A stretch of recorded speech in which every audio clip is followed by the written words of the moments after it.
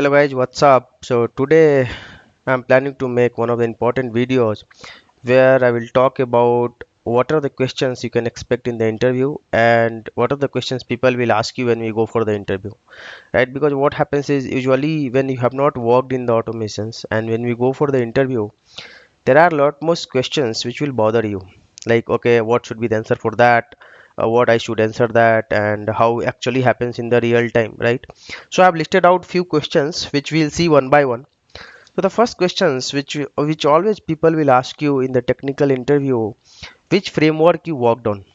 Okay, so generally we always tend to saying three four frameworks, that we should not do that. Okay, whatever framework you are good in, you say that I have worked in this framework, I have worked with page object, or I have worked with habit framework, or I worked in keyword driven framework, right? And try to justify that. Try to say that the component of the frameworks, like whatever components you have in your framework, explain each and every component one by one. Say that the advantage of framework and how it will solve the problem. The other questions which I have listed out, which people will always ask you, what was your challenge during framework design? That people will always ask you, what was your challenge during framework design? Say that the main challenge was to identifying the proper structure for the framework, because usually what happens is whenever we get any application to automate, first what we need to do is we need to create a framework. So always say that the major challenge was to identifying all right components which will fulfill our current requirement as well as future requirement. Always say that. Why future? Because your framework should be very flexible, right? You should not design a framework by thinking that, okay, today I have only 10 scripts. If it is working fine, then I should not expand this framework. Tomorrow it may be the case that there will be 1,000 test scripts. There'll be lot more handling, there'll be lot more integration with the third party tools, there'll be integration with other frameworks, right? So always say that these things in the interview, that gives very you can say that good impression in front of interviewer. When you say that, like, okay, when we design a framework, we should think about the future visibility, how we can enhance the framework, what are the challenges may come in the future which we can handle through this framework, right?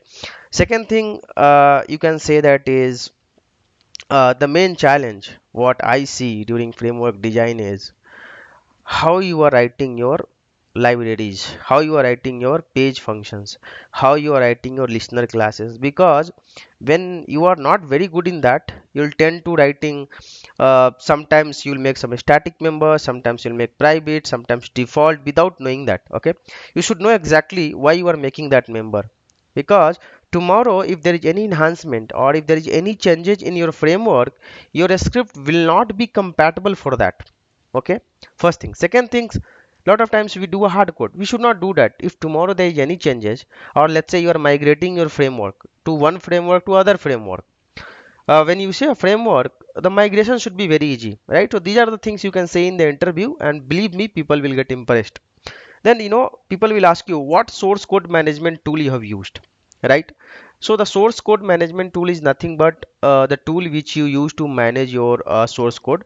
So you can say that always I have used git repository, or you can see that sbn repository or team4j, whatever repository, just tell that, okay, I have used this repository for my source code management. Because usually what happens is you'll be very good in writing the scripts, you'll be very good in designing the framework, but these things if you will not know, people will catch you in the interview, okay, this guy has not worked on that. Because in automations, without repository you cannot work that, right? Because when you write a code, there should be some central locations where you push your code, so that people can clone, other person can clone the code from that repository. So you should always tell what repository you worked on, and try to give some points regarding the repository, like how repository works.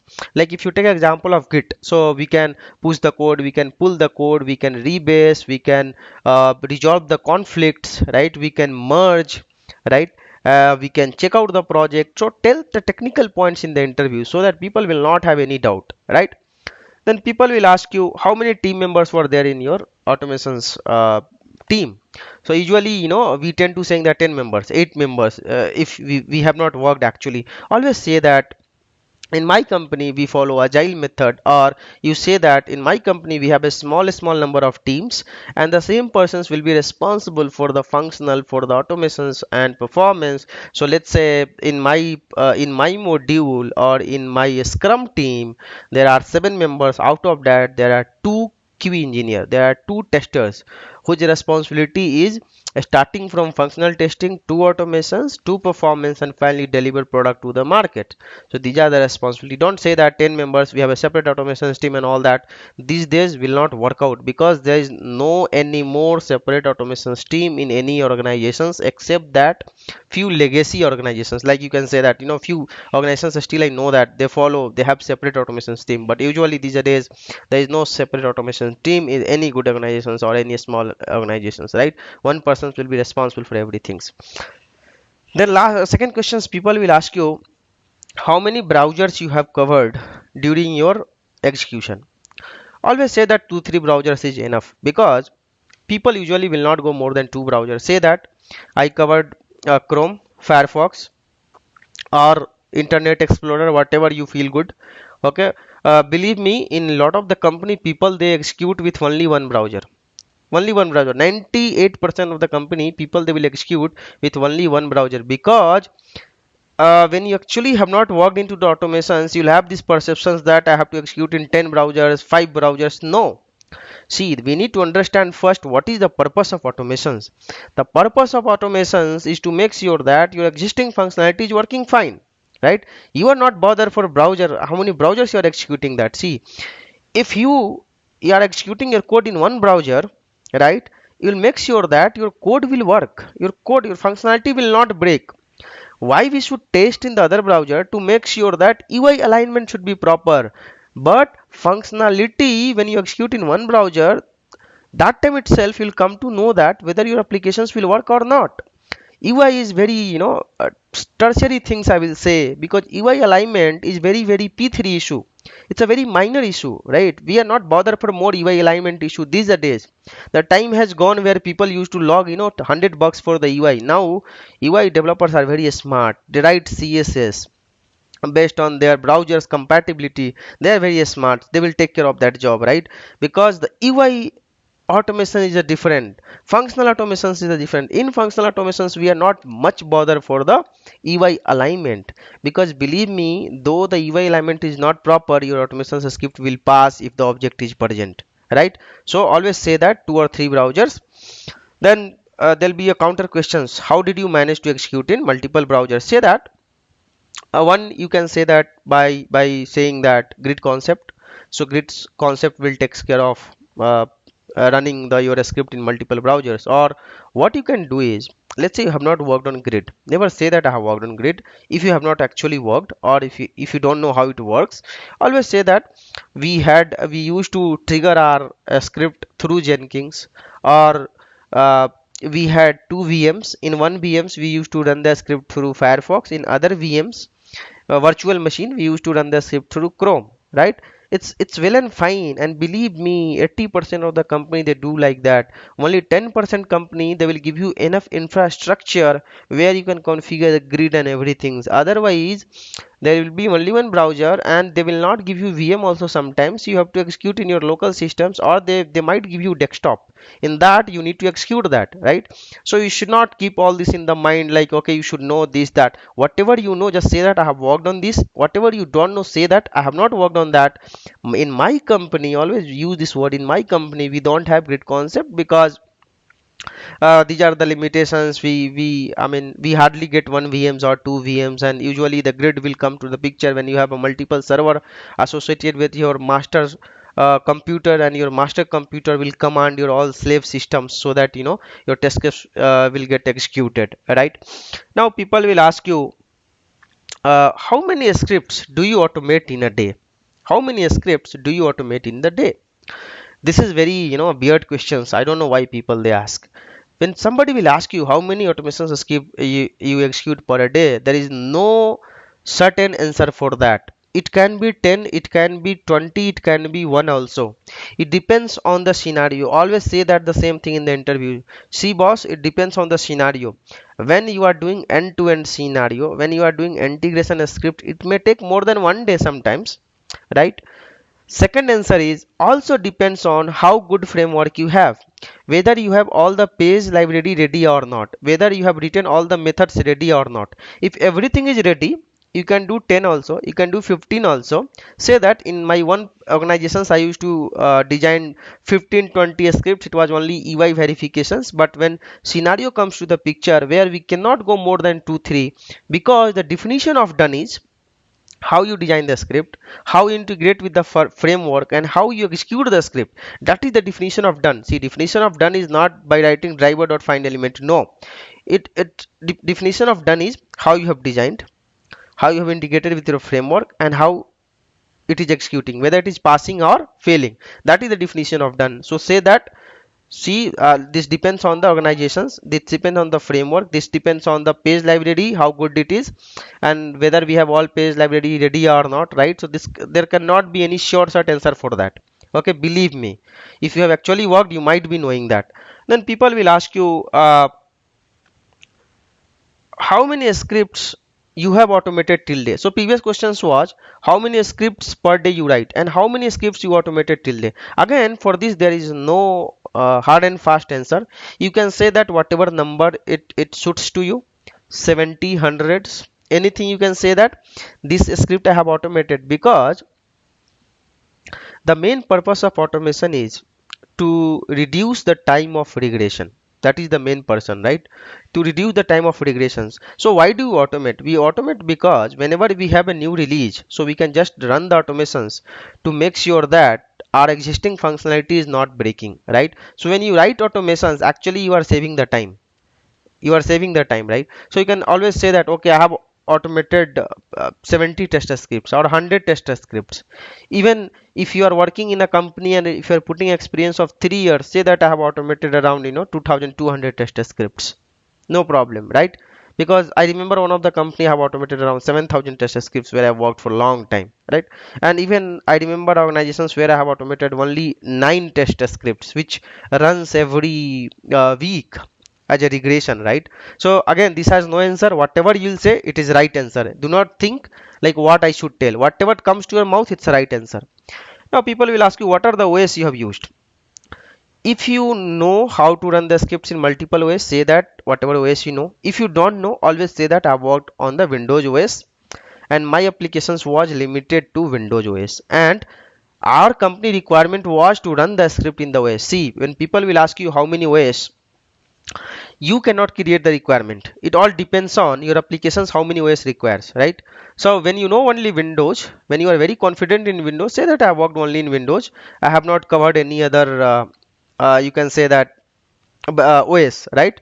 So you should not think much, you should not think, okay, I should tell Windows also, Unix also, Linux also, Mac also, Ubuntu also. No, whatever you know, just say that. Then the next questions people will ask you, which execution engine you have used. This is actually sometimes they will use this word just to confuse you. Which execution engine you have used? Okay, that is nothing but your test engine execution, people will ask you. So as we know that Selenium has no execution engine, right? So in that case we can use testng or JUnit as an execution engine which will help us to execute our script. The next questions will be, have you used parallel testing?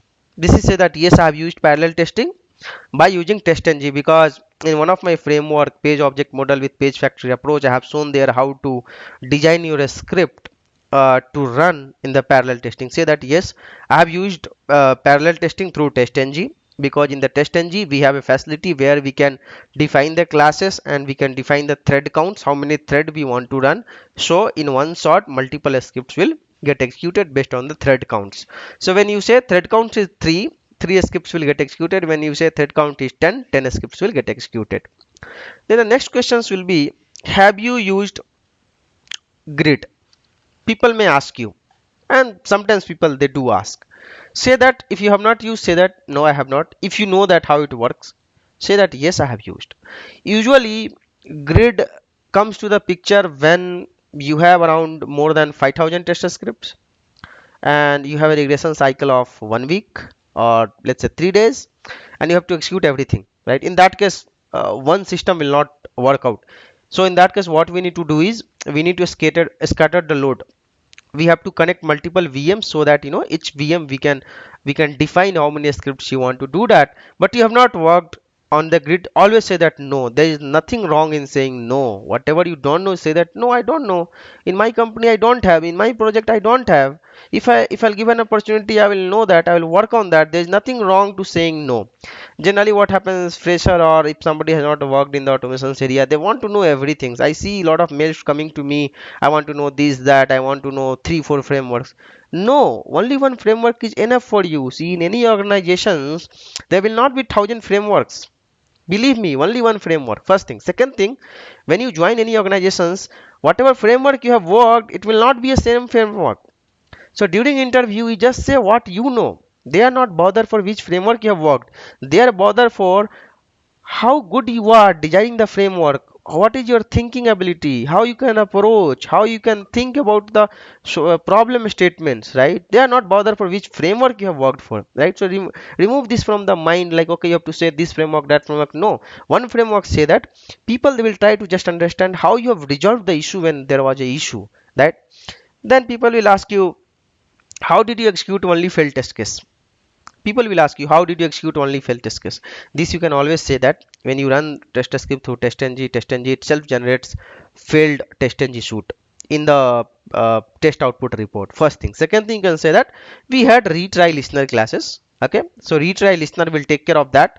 The retry listener will configure to the testng shoot. So whenever any failure will happen, we can define the maximum count, how many count it should re-triggered. And for this everything, so whatever I'm saying, that it is already present in my page object model with page factory, which is present in my uh, channel. Okay, which is already present in my channel. A lot of people, they know that. So you can say that whatever you have, you can say that. So either you can say that there was a testng a failed shoot which we used to trigger after execution, or you can say that on the runtime you can handle through retry mechanism. The retry, the benefit is whenever any failure will happen, it will retry based on your configurations. When you say 3 times, it will retry 3 times.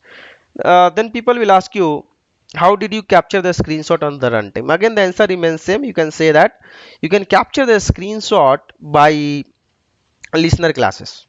That is one way.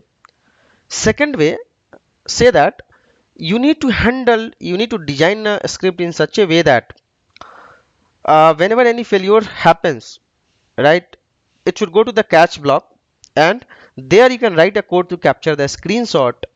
And you also say that we used to link the screenshot to the emailed report, so whenever there is any failure happens, the screenshot will get attached to the emailed report, right? So these are the questions sometimes people will ask you. Even when you are going, let's say you are a fresher and you are going as a 3 years of automations experience, right? I do get a lot of mails saying that, sir, what framework should I put? How should I put a project? How should I put a framework? Believe me, any project, when you go for the interview, the person who takes the interview, he is not aware of your project. And if somebody is already working into a company, you might be knowing that one team itself is not aware of other team project. So if you say I have worked for this XYZ project, there is nothing wrong. Nobody will come to know that. Okay. Let's say if I'll say I have worked for, let's say, e-commerce site called any one example which I can take, let's say fashionnew.com, right? When I say that, my client was that, right? Because what happens is any company, service based company especially, when they have the project, the same project will be solved by the lot of companies. It's not about only one company. So when you say something, and if you know that project, and if you are able to explain, nobody will even come to know whether you have worked or not, right? So you, whatever you should know, you should tell. Okay, do not think much what I should tell, what people will think. Whatever you know, just tell that. Okay, this is the project. This guy was my client. I have worked for him. This was the module. That's all. Okay, you should not think much like, okay, people will think I have actually worked or not, or what was the uh, project and all that, right? Especially when persons working into the functional domain, when they change to automations, they will have these questions. What project should I keep? See, any project, whatever project you have used in the manual testing, same project you can tell in terms of automations. Like, okay, this was the module A, B, C, D, and in module I have automated for module 1. I have automated for module 2. Second thing, when persons from functionals goes to automations, he will always try to explain everything in the interview. An interviewer will ask, okay, which framework you use? He will say, yeah, I have designed this framework, that framework. It was this many component. It was this classes, that classes. Everything was designed by me. This is wrong answer. This is wrong answer. Believe me, and people will catch you. None of the framework alone you can design. Any framework, any automation framework, any scripting is done by the group of people, not by you. See, if there is only 10 scripts, there is no point of writing the framework itself. When you say framework, which means there are 300-400 test scripts, and there are for 300-400 test scripts, there will be around thousands of a page library, thousands of page methods, which alone you cannot. There will be Excel readers, there will be lot of listener classes, a lot of other supporting method and classes, which alone you cannot. So never try to say that everything's right. You say that, okay, major contribution was mine, this was my idea, team has implemented, I have given this idea, team has implemented. Do not try to say everything I have done that. Okay, people will not believe on you, and believe me, they will come to know that you have not done that. Okay, second thing is, whenever if somebody will ask you, do you know this, and let's say you are using that but you don't know actually how to design. Let's say, take an example of grid. I will tell you, usually what I see is a lot of mail coming to me. I don't know grid, how to configure the grid, I have to put the experience. See, the grid configurations and everything, it's a one time activity. One time activity, it can be done by any members of your team. That does not mean that everybody has to do the configurations. No, one person has done that. You should know what is grid, how grid works, how you trigger the script through grid, right? You should not know, okay, I only, you say that, okay, it was designed in my framework. The grid role is, we had one master system, so we had a Jenkins jobs. That Jenkins jobs used to invoke the master system.